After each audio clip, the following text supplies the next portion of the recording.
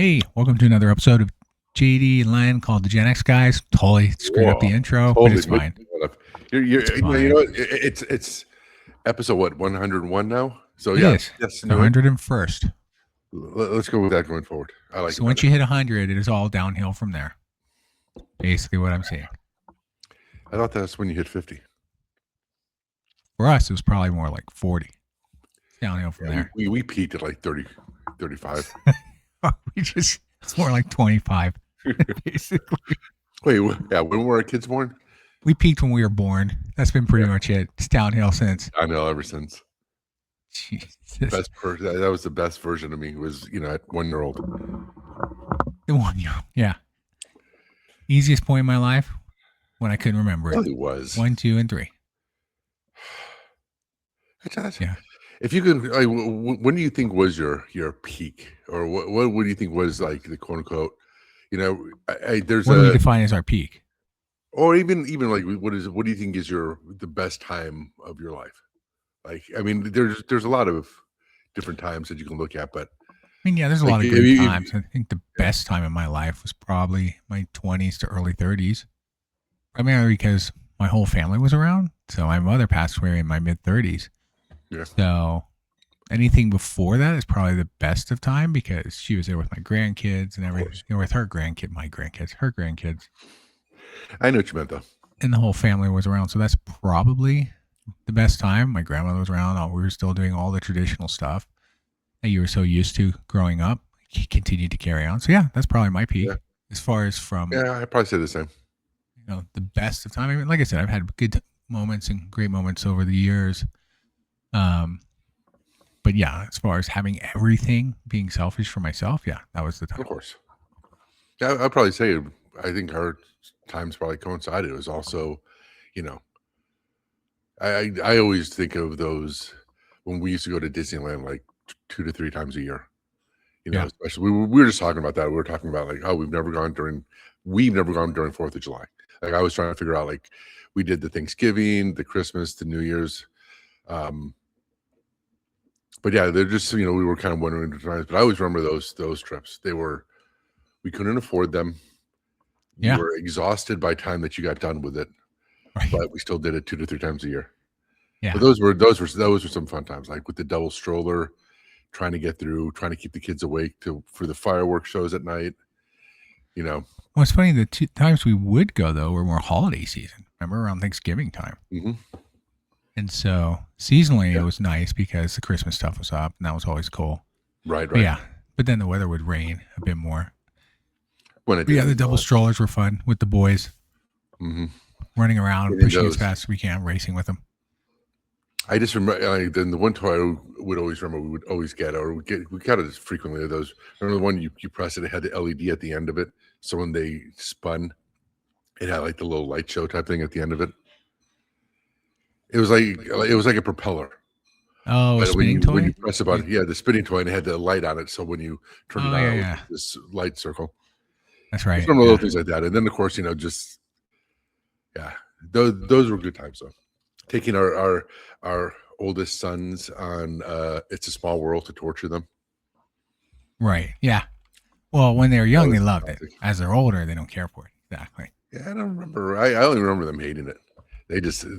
And the best one was we forced them to, like, one of the last times I think we took them on, we forced them to get on, and it breaks down like 3/4 of the way through it, and they were a little bit bitter. But funny to us. That's right. It stopped. That was even better. Yeah. That was like the best ride possible. It stopped on the exit, so we were still hearing the music clearly as we're waiting to have the boat roll around.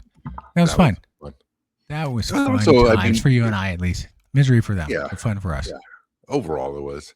But also, that was like those times where, you hear all the complaints about Disneyland today. The overcrowded, the way that you go through it. It was a simpler time. I mean, you still had to wait in lines. You do the fast pass, but it used to work back then. It would get crowded, but it was never. I don't remember it back then, at least, it ever getting to the point where like, let's like leave or anything like that. It was, even though it was a holiday season, it never really ever felt overcrowded. And you had to, like, for certain rides like Indiana Jones or whatever, you might have to wait the full hour and a half, 2 hours or whatever. But you could time it. It was like, you get the early park entrance, go in and you would run straight to Indiana Jones or whatever one you want to do right away. And then you would just kind of time the rest of the day. It was like, especially, you and your wife, you guys had it down pat. So we would just kind of follow your lead and it worked. But nowadays, we'd send the kids off early with the tickets and go, hey, go fast pass this ride for us. And they'd run up and get the fast pass tickets. Because by the time we'd get over, then we'd have fast pass tickets that would be in like 30 minutes. And the ticket system did work. I know there's, people have different opinions out there, and that's fine. But this new structure sucks. I mean, there were a few times where we went to Disneyland during a seasonal period where it hit max capacity, and they wouldn't let anybody else in. And so, but even then, I mean, New Year's Eve felt that full though. Max capacity on like a New Year's Eve would suck because all of Main Street would just be packed, and so. You feel it in those cases, you're right. But in general, depending as you're moving around, like it was heavy and there'd be lines, but it didn't feel like super congested like it got years later with some of the stuff they did. And obviously the Caribbean and what do you think made it felt so much like, because I remember those times. I remember because we always went like first thing in the morning. We were there like, either like 8 a.m. when it opened. Yep. Yeah, but what do you think has changed to the point where, like, I just don't remember it hitting max capacity being that big of a deal, in the 2000s compared to how people talk about it today? Do you think that they've increased the number of people? Do you think it's the setup, layout? What do you think makes it so much worse today, or perception is so much worse?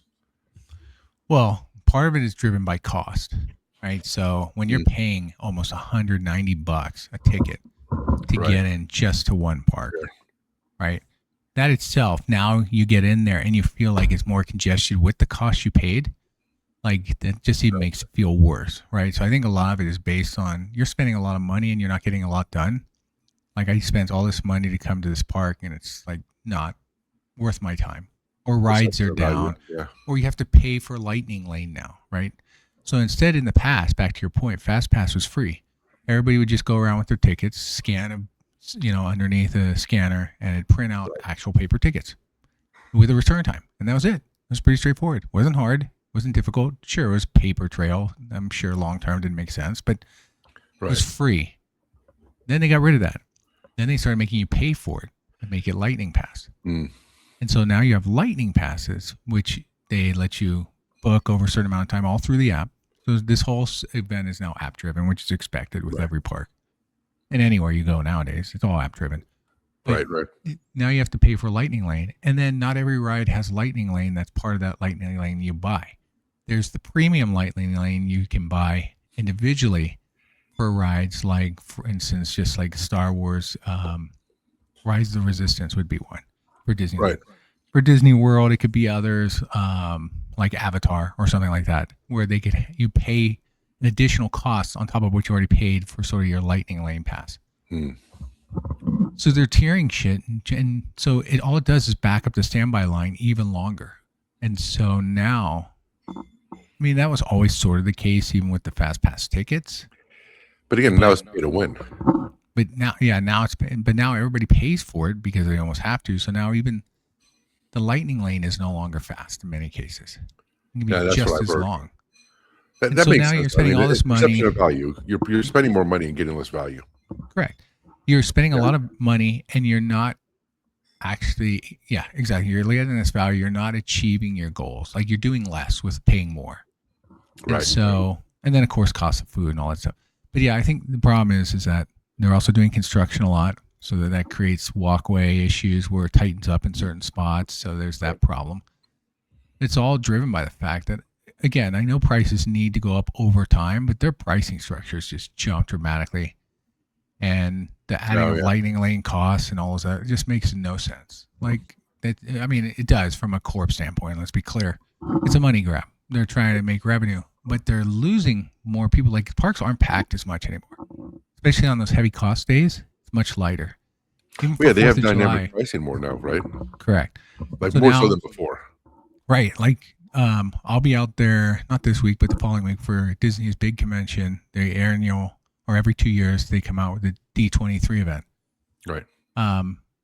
And so we'll be at Disneyland on the 13th, which would be D23 day. So they'll give everybody out a hat, Mickey Ears hat that says D23. We don't care about that, but because we already got it, unless it's something unique this time, I'm not going to bother worrying about it this time.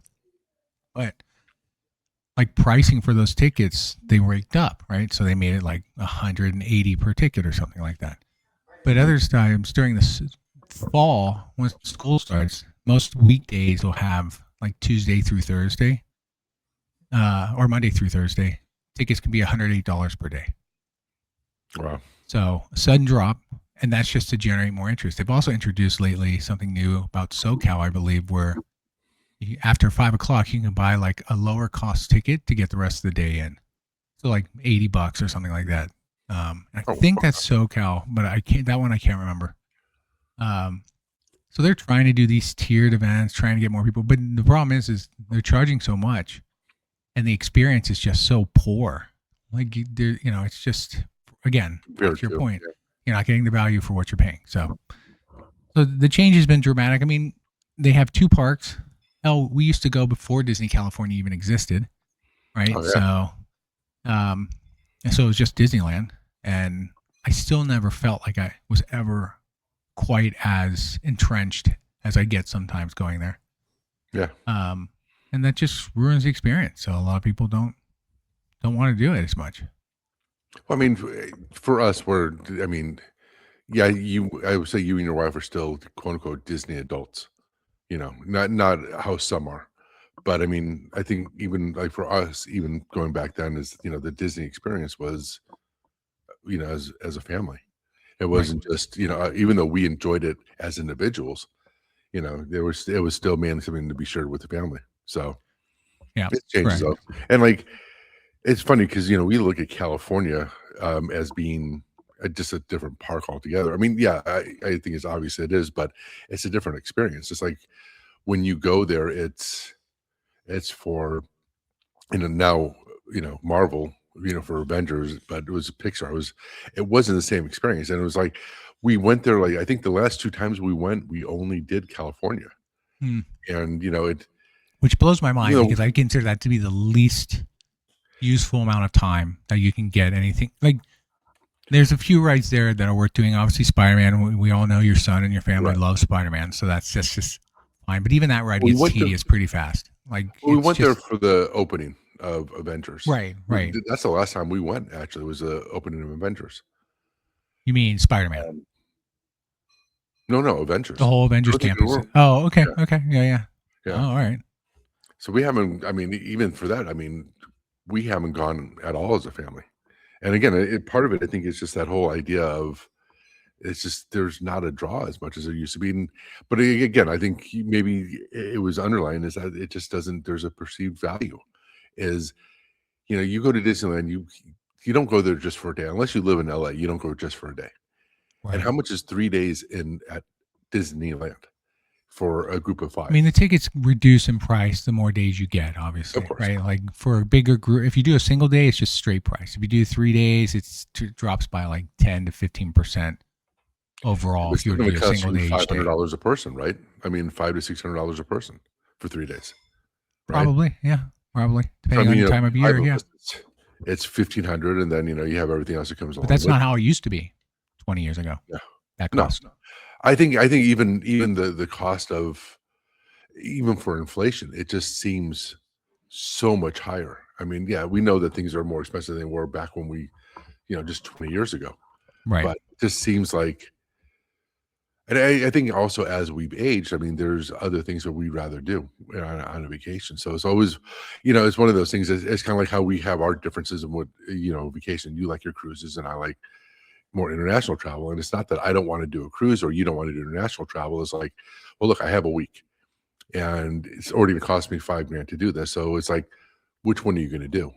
So, but yeah, I'd be happy spending my time just on an island personally, Hawaii specifically. Yeah, but you don't want to leave. No, I don't. No, I'd just stay there permanently. It'd be a benefit for me. It's the whole money thing. Yeah. I mean, that's the usual, right? That's the driving factor for everything nowadays. It's money. It always has been. Yeah. It's always kind of funny when you see people talk, especially like the younger ones. It's like, it's the same story, just written differently. It's no different than when we were growing up. And yeah, certain things are definitely hard. I don't like this whole thing of comparing generations because boomers went through something different than we went through, and Gen Z and Gen Alpha now are going through something different we are. I don't think it's harder. I think it's just different. I think the harder part for them is it's changing a lot faster and constantly changing, so it's harder to make those adjustments. For us, I think the adjustments were a little bit more gradual as we saw them. True. But yeah, but I think it's just always interesting kind of seeing the difference in generations, especially as Gen X, we perceive the world in a certain way. We look back at, how great our lives were in childhood war, and, but there's always going to be a bias that everybody thinks that their Always was the best time. Of course. It's expected. I mean, there's some people who'd love to think that the simpler life would be nice, like back in the, early days of the frontier type scenario, which would not be easy by any means, by the way. Survival of your own, out there in the wilderness is not ideal. But for some, the simplicity of it more specifically, not so much the rigors of going through it to get there, but even those simpler times are always nice. Simpler or slower, just not as... Simple and slow. I mean, they were simpler. Slow. Yeah, I mean, everything continues to go at its own pace. That's true. I think, simpler. Yeah, I guess it depends on your perspective. Like you brought up a good point. Like you look at the Gen Z. I don't even know what the names of these things are anymore. Right. I give up on these generations. But the current generation, anybody between the age of like 15 to 25 right now. Yeah, or even our kids. Yeah, our kids as well. Like, is it harder than it was for us? It is, actually, for many reasons. One, because cost of living is much higher than it was. If you look closely to people's salary back in the 70s and 60s compared to what they are today, cost of living is much higher and less affordable. You also look at the fact that back in the day, the worst fear was automation, right? Like, so we talked about this in the past, like the car automation, the assembly lines, so to speak, when those started happening and people lost jobs. Now you got AI. What was that movie? Gung Ho. You're thinking of Michael Keaton. Exactly. That's exactly what I was thinking. I was forgetting the name. I was like, Michael Keaton, and I couldn't remember. I already knew what you were going with. I was thinking, but that's what I mean. Like, things moved but we saw. But even that was a change, right? To some point. But that was very specific industry only, right? Like, this was just the car industry automation. But that's what I mean by it moving slower. Like, automation and computers took hold in certain industries, especially like in the late 70s and 80s, right? Pretty quickly. But I think overall, there was still this transition period where you had time to adjust. Where, look at for our sons, 10 years ago, we were like, they're getting into STEM. It was like, it's guaranteed. It was easy. It made sense. But STEM became questionable even, just over the last like 3 years. How did it go from being locked down, this is your career, this is what you do this and you automatically have a job, to now being, well, it depends, where across the board it's just not that simple. And so I agree. Yeah, I mean, and to my point about AI, I was getting to basically in a lot, sort of saying to that point about the assembly line. You're right, that took time. That was a slow time coming. Computers need to still be built up to speed, but that's no longer the case here. Companies are legitimately dropping a third of their workforce immediately after only 2 years of AI being out there and saying, we're going to go AI. Not knowing the repercussion, not knowing the true benefits or value, just assuming this will help make worlds easier for them. And they start going that route. So now the market's being flooded. It's also taking much longer for people who are skilled. And of course, honestly, the older you are, it seems like it takes even longer. But it's like their struggles are more about exactly that. The speed pace has gone up so fast now that that's the hard part. It's hard for the current generation, for our kids and the generation growing up right now. Like, where do they focus their efforts that they can still make sure they'll always have a chance to have some sort of job or whatever is available to them? Because right now, tech industry chips, although we can talk into the whole open AI, admitting that, oh, hey, one of our AI what was it? One of the entities actually jumped Oh yeah, basically on its own and decided to just break into something on its own freely. The those sort of things are driving fast, and that's always been my point in the past. It's like technology is great, but when you drive technology without truly understanding the impact it'll have, and then you start to see a few years down, holy shit, this really sucks. This is screwing up so many things, or it's really had a negative impact on lifestyles and people and whatever. right. We don't care. We're like driven to just like quickly throw it out there because I want to make money and I think it'll be cool. And it's new, it's flashy, and then everybody's adopting it, and especially more and more in today's generations, which is across the board, by the way. Everybody's always quickly jumping in, smartphones, whatever. Just as examples, that's not necessarily the problem. Right. But No. the point is, it's where development started for us, for the U.S. 250 years ago, to the last 50 years, I guess. It's just crazy, the development change. Well, I think even the last 5 years. I mean, to your point with AI, and I think with everything, I always go back to the speed. Is there's also this where you see it like mainly in news, right? It's better to be first than right. Right. Where you see all these things about people or companies, and my company and other companies as well. You always see these things where they're talking about, they start talking about the numbers for efficiency and all this stuff, but it's like, but where's but then they start, now you could start seeing the things of, yeah, but quality is dropped, engagement is dropped, and just how does it work, how is it actually reflected upon the quality of your product and so on. So it's just kind of interesting that with all this stuff, and I use AI every day, and I think we've talked about this numerous times, is that even how much we use it and how useful it really can be. But like you said, this idea that we're just throwing it out there and just thinking that it can fit everywhere and in every use case. Like, I think the scariest part that it's being used as, and I think the biggest backlash or when government regulation happens is, the movie, The Social Network, Social Network 2 is coming out, right? And they're talking about the impact social media, Facebook and other Instagram and so on, had on young people and their psyche. Well, the fact that people are just turning to AI as a therapist, it's kind of crazy. That they're actually using it, that people are becoming more emotionally attached to AI than they are to actual humans. And I understand that there's some need for that, because there are some people who generally, have a hard time making connections.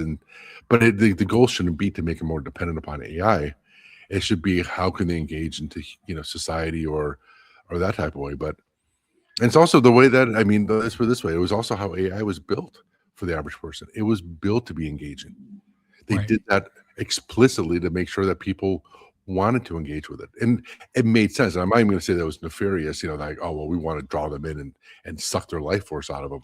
It was, well, no, they wanted people to use it. They wanted people to feel comfortable using it, and by making it agreeable and something to back them up, just made it so that people would want to engage with it more. Right. So it's just kind of a it's just crazy because, again, to your point, like when you look at, what is it, Gen Z, it's Gen Z. It's a good example. It's like the environment itself, technology itself, is what they've grown up on, right? Right. So they had social media, smartphones, search engines, all these things that we didn't have back in the day. Obviously, even the millennials didn't really have at that time. It was slowly growing, but it wasn't really vastly available at that point, like it is for Gen Z. And then Gen Alpha, right? Is that the other one? Gen Alpha. Gen Alpha's under like 25 or 20. Yeah, 15, I think. AI is going to be a function of their daily life going forward, right? Like it seems like, what was it? OpenAI. Actually, I just looked this up. OpenAI came out not OpenAI. OpenAI, but ChatGPT specifically first launched their AI in 2022. Within like 2 months, 100 million users. Mm-hmm. Okay, and now it's being so in 3.5 years since it came out, maybe 3 years. So many corporations have decided they need to go AI. They've either tried to replicate it, so you have multiple variations now. It's ChatGPT, right? So you have all these different versions of AI. You have like Claude, you have Google Gemini, you have Copilot, which sucks. But you have all these things out there, and that's all kids use. Like, do kids even write anymore in school? No, I mean, have you seen the things where how they're using it, to pass tests, and then you have teachers, putting in things to double check the work or whatever, and they're. But if the kids are smart, they send it through an AI checker as well and clean it up just enough, and then they're good too. Mm-hmm. I mean, it's But not. And that's the thing. You can use AI to also combat AI, right? Like, but in the end, that's why. And now teachers are going back to pen and paper, as you should. They're talking about literally like, nope, surprise test, no prep, no tech. You have to do it without. Like, there's that whole thing. People say, well, what do we need that for? And I mean, it almost seems like, though, as much as people hate it, it's almost like a drug, where people who will get hooked onto an illegal drug will say that they hate it, but they will use it and continue using it. It's becoming an addiction where, you have kids nowadays, and I think Gen Alpha is, they're kind of screwed because they're also, you have to look back. They were also the ones who were heavily affected by the pandemic. They lost 3 years of social interaction in person, where them being on Discord or some other channel to talk to their friends, not actually in person, interacting that way, and actually having in-person social skills and impromptu ones. Because when you're talking in a chat room or whatever, you can always do delays, right? But if you're talking to somebody face to face, you don't have that ability. You have to be able to think a little bit quicker, and and you don't have that shield as well. So I think Gen Alpha is going to have the hardest time, and it's there's the difficulties that everybody faces, like you said. There's the money part, there's the job market, but I mean, I think that I think the harder part now is, are they going to be able to adapt? Are they going to be able to make changes, or are they going to be purely dependent on? History has shown they're going to become dependent on it. Generations get dependent on whatever's going on in their growth, right? It's a fact. Let me take that back. I can't say anything's a fact without fact checking. So I'll say it's generally it tends to be that way from what I've seen, but it's not a fact I can back up. Let me ask you this. I know we've been talking about this. And this also brings up technology timelines, right? So, because we talked about AI before that. Can you remember what was sort of the first technology you remember that adults for us were being genuinely worried about?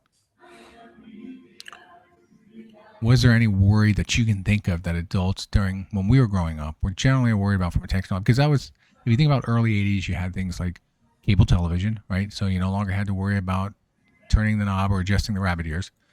You had video games started kicking off, home consoles, right? VHS, MTV, personal computers. I think that there was concerns. I don't know if they were worried about it. I think that they had hesitations. Was there anything you can think of being generally worried about? Any first technology that you thought they might be worried about? Honestly, I mean, except for automation.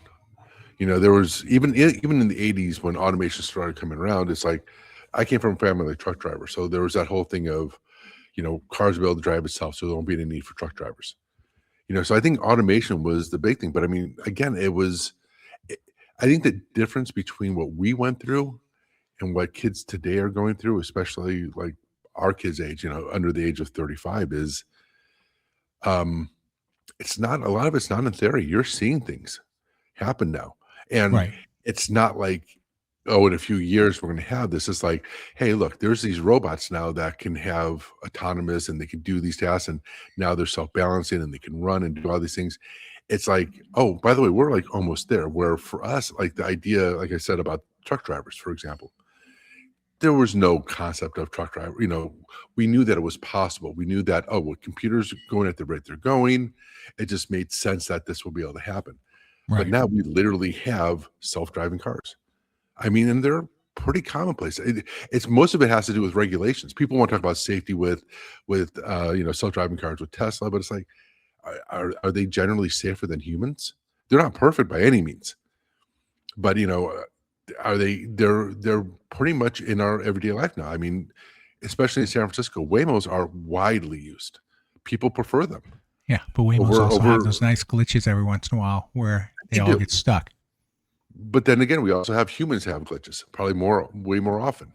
And I mean, but I think, yeah, automation is probably the closest one. But I think most of what we saw in the 80s was, and we saw it, just with like your dad was blue collar. My brother and my family were blue collar as well. So there was a hesitation or oh, well, no, you stay in your lane with your computers. I'll keep on doing what I'm doing. There was an easy separation between that type of stuff. So there was concerns that computers are going to take over but there was always this idea that we can keep things separate. And I think one of the things that's today is, and I think there's a lot of fear mongering where, you're not getting the news just from 2 or 3 TV stations. Back in the 80s, like what TBS was probably the most national thing that we saw, or CNN was just coming on. But nowadays, I mean, I just think in the reality, AI is encroaching everywhere. Technology isn't, like you said, even at a park, even at a place like fucking Disneyland, that's about fantastic and enjoying, getting caught up in a ride or an experience, walking through the castle or seeing Matterhorn, all this stuff. You still have to walk through with a smartphone. Can you get through Disneyland without a smartphone? Yeah, but is your experience going to be limited? Yeah. And so I think. Well, how so? Because that one I want to push on a bit more because I'm curious what you mean how it would be more. Because considering I went through Disneyland without a smartphone for decades, basically. Yeah. But today, I mean, I guess. Are you talking about understanding wait times? Are you talking about ordering food? Are you talking about I think it's everything.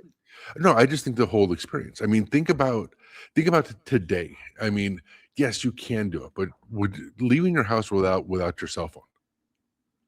Like right now, I pay through, my Google Wallet, which I know some people be like, oh, privacy this and everything. And I understand that, but think about how often you had to go through something. And it almost feels like having a smartphone isn't an option anymore. To be able to experience things or to have the full experience of going to a park. Do you think you can go to the park today and actually have a full experience of the park? I haven't been, so I'm generally asking. So I just think generally it's one of those things where how much are you missing out where they don't have paper maps? I mean, they may still have it, but I'm just saying it's one of those things where how much more limited are you going to be by not embracing these changes? So it's a great question. I put it this way because you're right. You need your phone nowadays.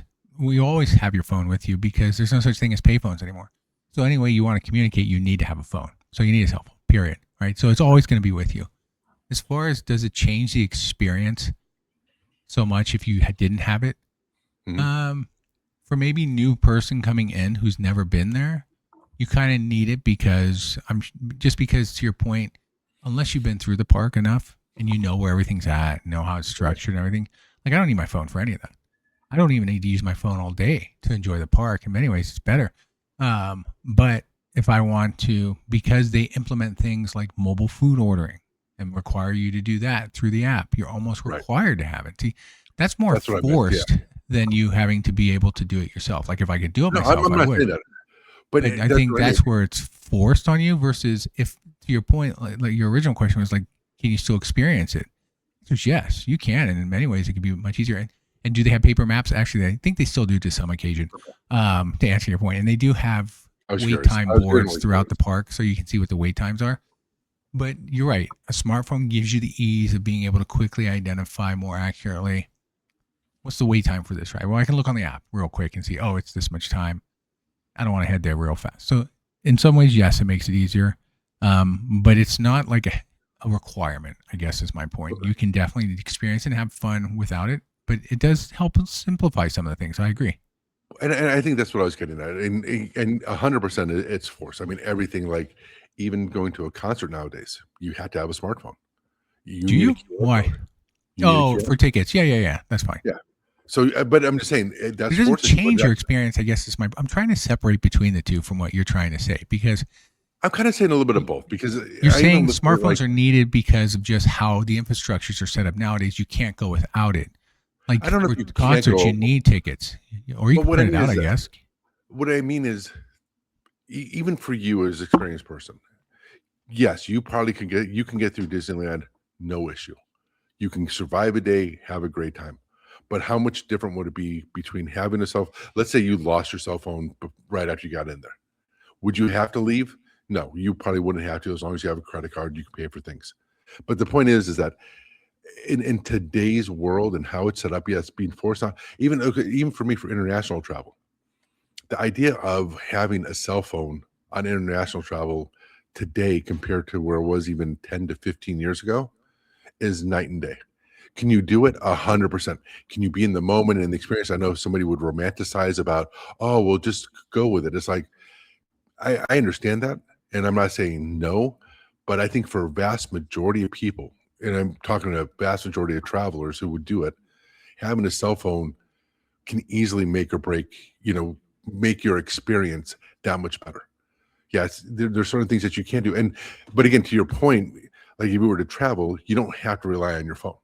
You can make a decision going, I'm going to go into this restaurant or do this experience just blindly. But being able to do a grab, doing travel, things like that. It's just one of those things where I don't know if we're forced, but I think what I mean is today, the idea of rejecting technology doesn't seem like it's an option anymore, or not embracing because it is forced. Goes back to my point. It's forced. It's forced because everywhere you go, technology can be a benefit, but it requires you to also adapt and go with that technology then.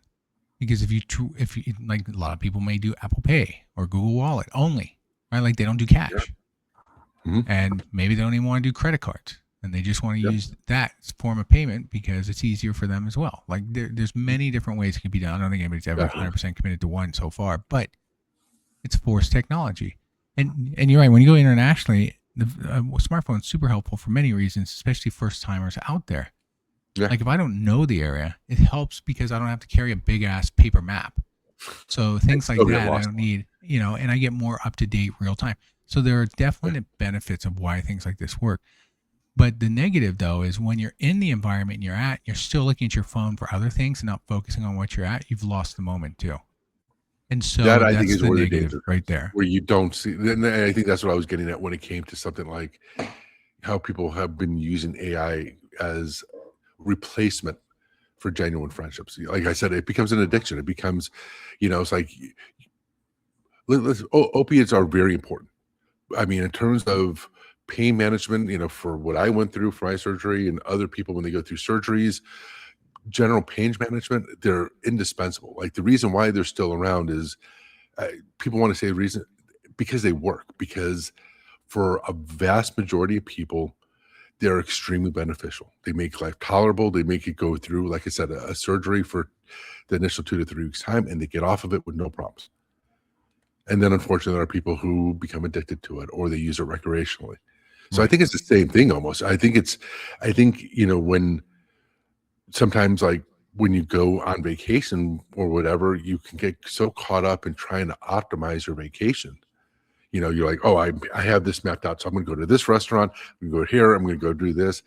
And like, for me, one of my favorite things to doing is everybody always talks about taking the trains, right? Taking the metro, especially like in Japan or Korea. I actually say take the bus because it lets you kind of see the surface area that you're on. And plenty of times I'll take it and then I'll just get off on a stop and go check something out. And that would never happen if I was tied to an app. So I think the hard part, and I guess maybe I'm not sure what our train of thought was on all of this, but going with the Gen Alpha, I think a lot of times they don't know how to adjust to that, or they haven't. We did that. We did the things where we're going around, like I would rely on your wife because she knew everything about Disneyland, but we also would have the map and pull it out and like, okay, well, let's hit here, then here, and we'd have to figure out our own path. Where I think what we're kind of getting at also is that there's this lack of balance, or there's lack of dependency, or too much dependency on technology, not just for companies, but for people too in general. Right. And that's the part where I think where the fear comes from is also we know, I mean, we saw a Terminator. We saw all these movies where technology wasn't good, where it failed humans or whatever, or backfired Well, miserably. AI, yeah, AI specifically. Yeah. Hell, I remember. I mean, I was just thinking about Aliens. Remember, Ridley didn't trust the android. Was he an android? But Yeah, he anyway, was an android. He was an android. he's Yeah. an android.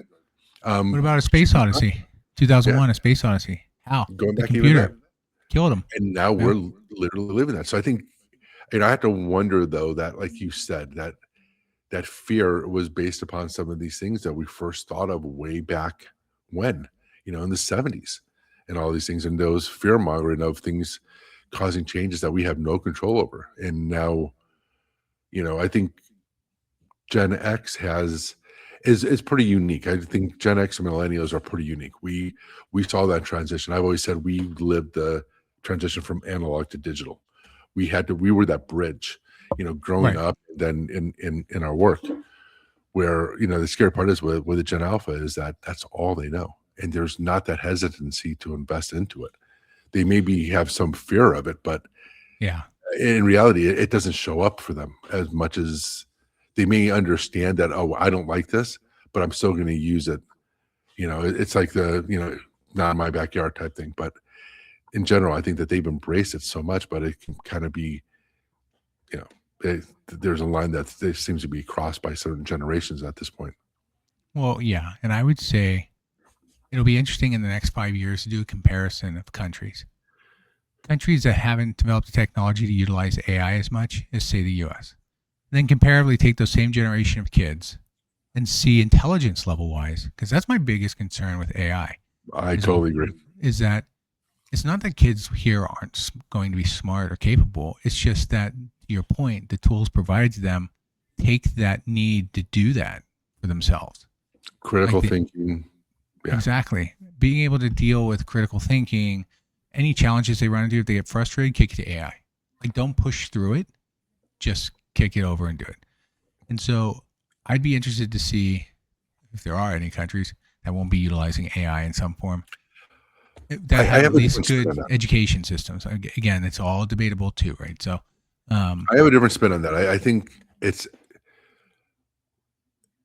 I think the bigger one is going to be like the EU. I just heard something about how the EU wants to put these restrictions on AI, right?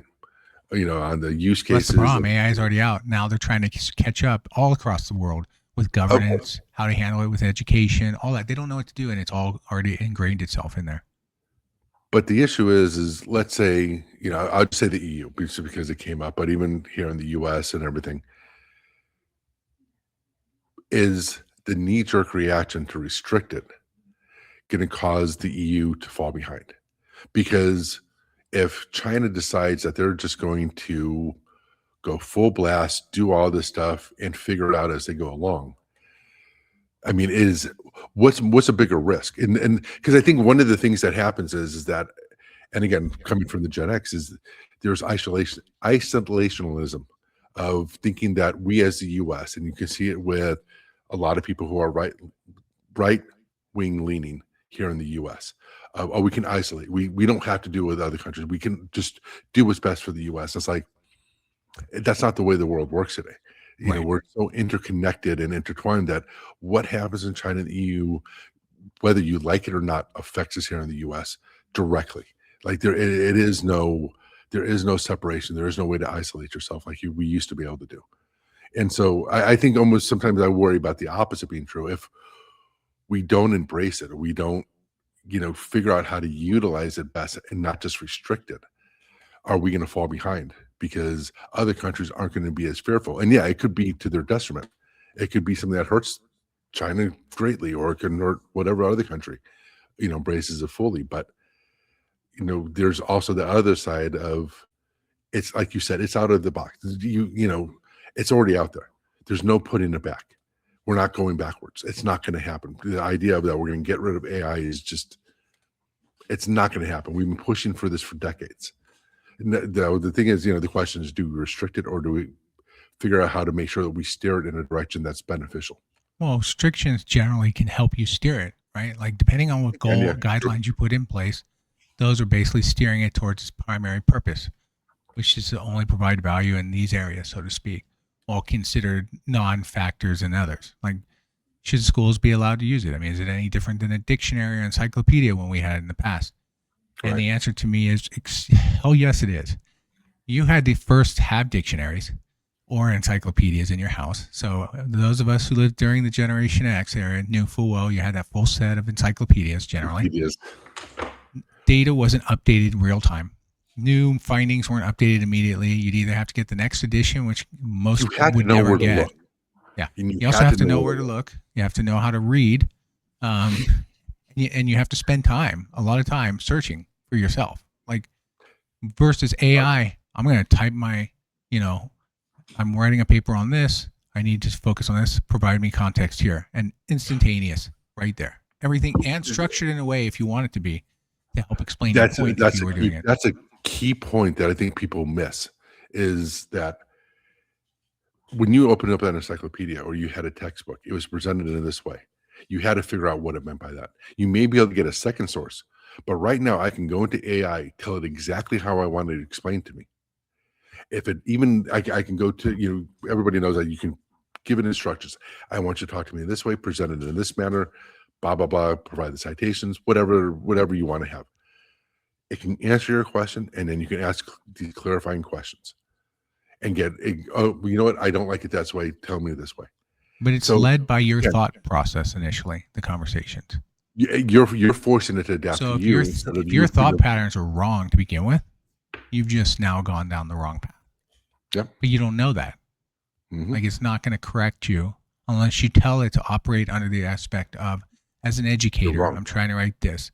Explain it to me in a way, and if there are different ways of looking at it, it's like trying to think further through this. Nobody's going to do that, especially not the younger generation, because they're not at that point of thought pattern in their lives to even consider that as options. But yeah, they also don't see. I mean, I think that's the youth is. Again, this isn't about the generation. This is about the education being provided to the generations, where we're allowing these things. We meaning, civilization is allowing shit like this to run free and rampant without, again, these guidelines, without these rules. And people take it and play it. And it's a fun tool. It's great. It's fun. Look at this. I can type all this stuff and it's great. But if there's no real hard guidelines and everybody operates freely, like, what do you expect is going to happen? Like, it's just going to go crazy. And then it's hard for them to get a good sense of what's real and what's not. And that's the big problem you face today with a lot of the social media's AI influenced shit that's just full of lies. Right. Yeah. So there's also the idea that, like, and this is, you kind of hit it on the head about the whole thing of, this isn't about Gen A, Gen Alpha. Well, it can be the next generation too. Any generation coming up. It's when you're 20 years old, you think that you have all the answers. Every 20-year-old, it doesn't matter when we were. Think they have all the answers. What are you talking about? That's the teen years. That's why it's always the tough years, right? Yeah, it's been every generation probably since the beginning of time, and that's always funny when people our age want to go, oh, they think they have all the answers. I'm like, bullshit. We fucking all did. Everybody did. But I think what, going back to the education thing, that really does scare me is even it was being said back then, even at our age, why do I need to learn this? Why do I need to learn calculus? When am I ever going to use it? Geometry, things like that. Yeah. The problem is, yes, you could talk about geometry, you could talk about algebra in everyday use, which it is. But it's also, like you said, there was the learning aspect. How did you learn? How did you critically think? When you had a problem in front of you, you had to figure out what to use. Like you can answer math problems in different ways. But which one is the most effective? Which one is the most efficient? Which is the most accurate? Depending upon whatever it is you're studying. And then there's also the progression of going through chemistry. Okay, where am I going to use chemistry? Well, it was this progression of you going from the day one to the very end. This progression of learning how things, by the time you get to your final, at the end of the year, how did we get there? How, I had to have all this back memory to be able to understand how this happened.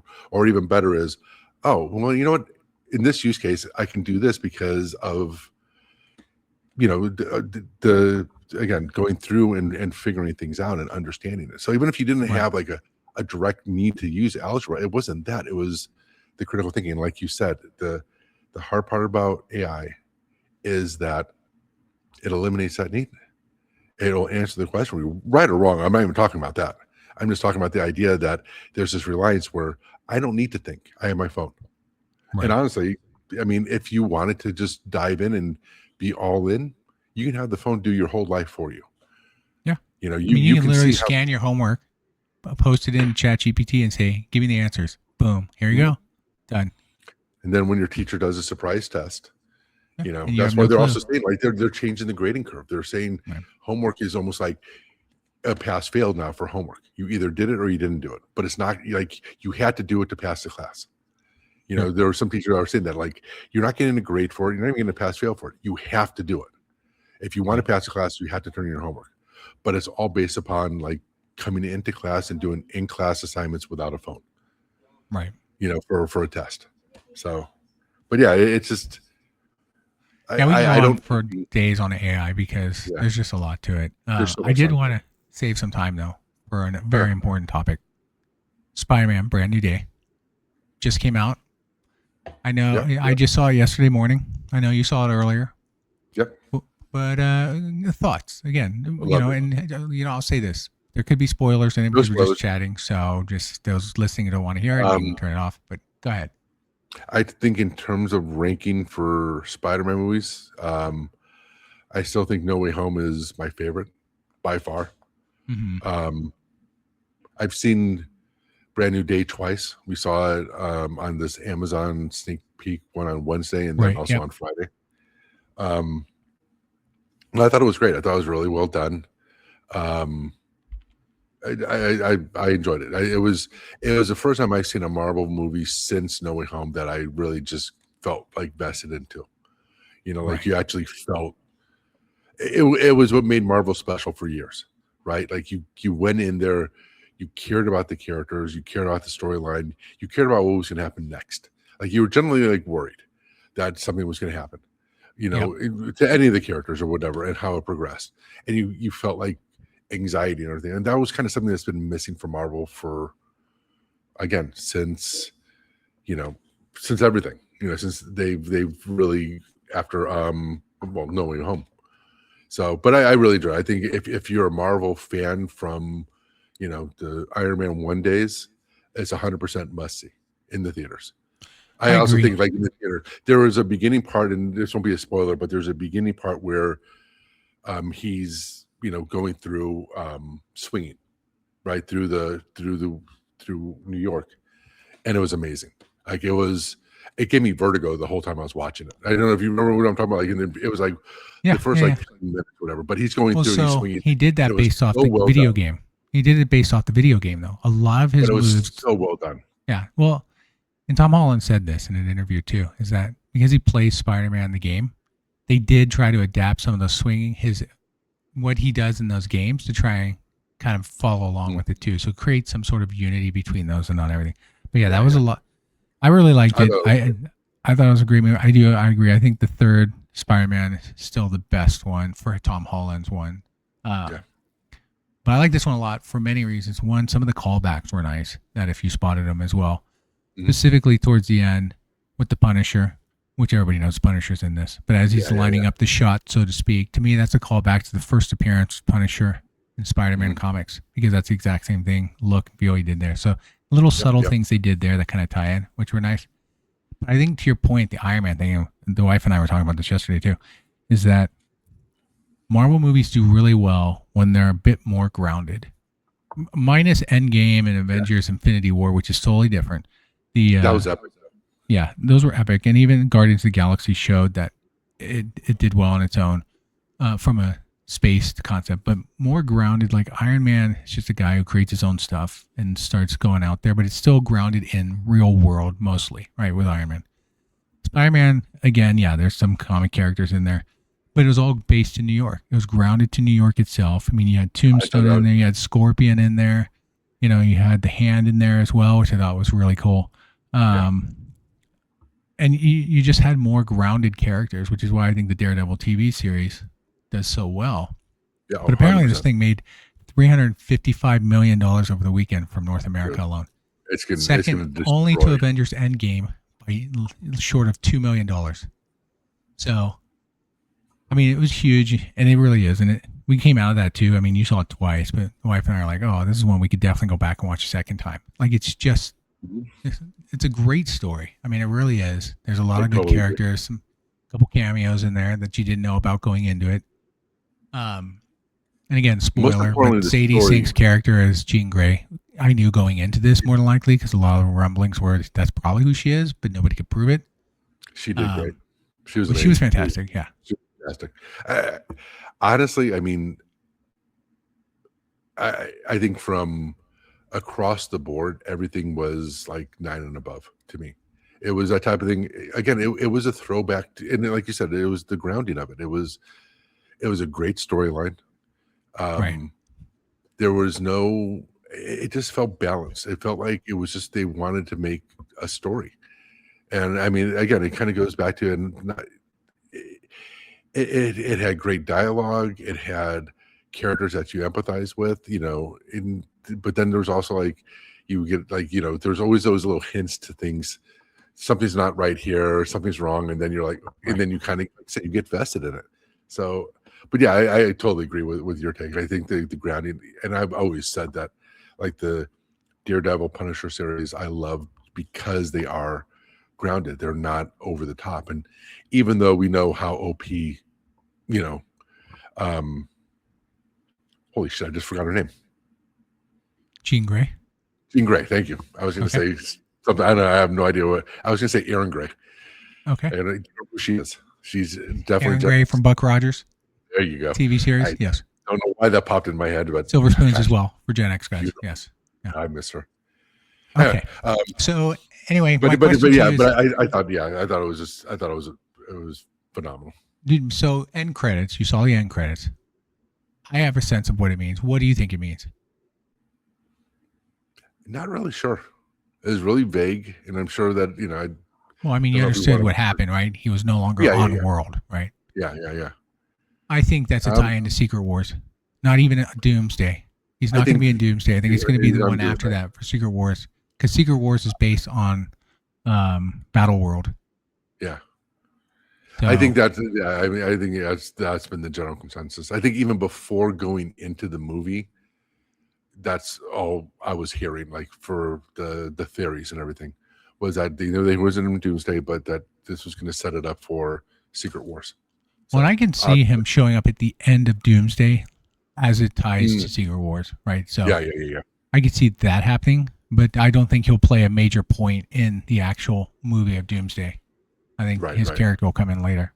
He could be like that, the end credits, like thing, or even something like late end credits or something like that. To your point, yeah, exactly, setting up. But I mean, I mean, Spider-Man has always been like that one character everybody's enjoyed in the comics itself. There's so many variations of Spider-Man comics, similar to Superman on the DC side.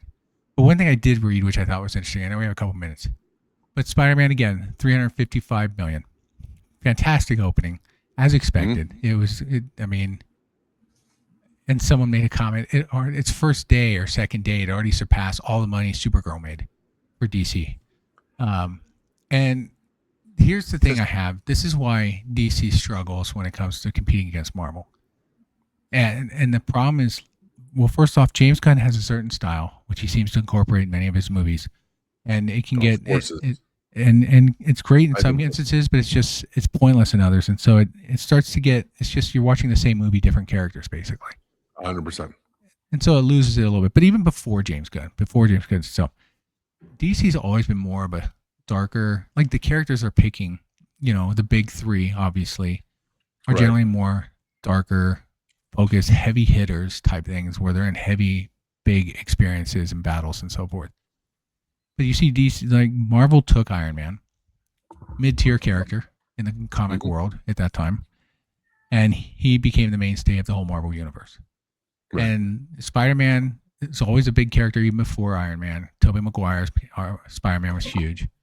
But he's, again, a mainstay character who, well, Spider-Man's more the bigger one for Marvel, but the color, the content, the characters they face are more real world. which Batman kind of falls in line. That's why Batman Begins did so well. Christopher Nolan did a fantastic job with that too. But DC's just, I don't know.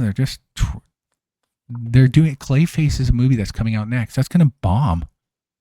Like, nobody knows who Clayface is, and it looks like it's a horror movie. And so maybe it'll get some horror genre type fans for it.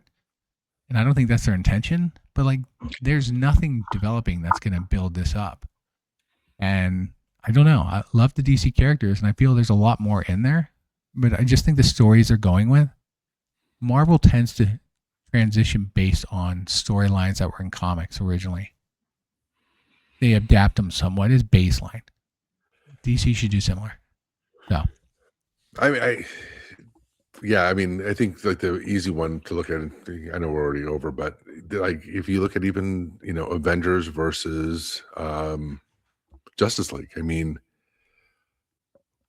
it wasn't that they had bad characters, but it's like when you look at the movie, it was like you never got drew into it. You never like felt like vested in it, even though these characters. To your point, Iron Man was somebody that, unless you were a Marvel Comics fan, you had no idea who Iron Man was.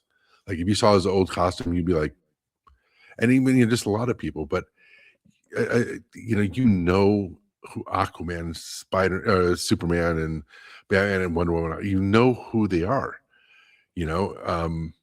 So why couldn't they do it? I don't know. It's just funny still to me that like DC can do so well with animated series, because they're far ahead in terms of animated series than Marvel is. They can have such ones that are just, maybe it's because I always thought because sometimes imagery for comics can be a little more over the top, or a little more exaggerated, and you accept it. Where when you do live action, you just can't.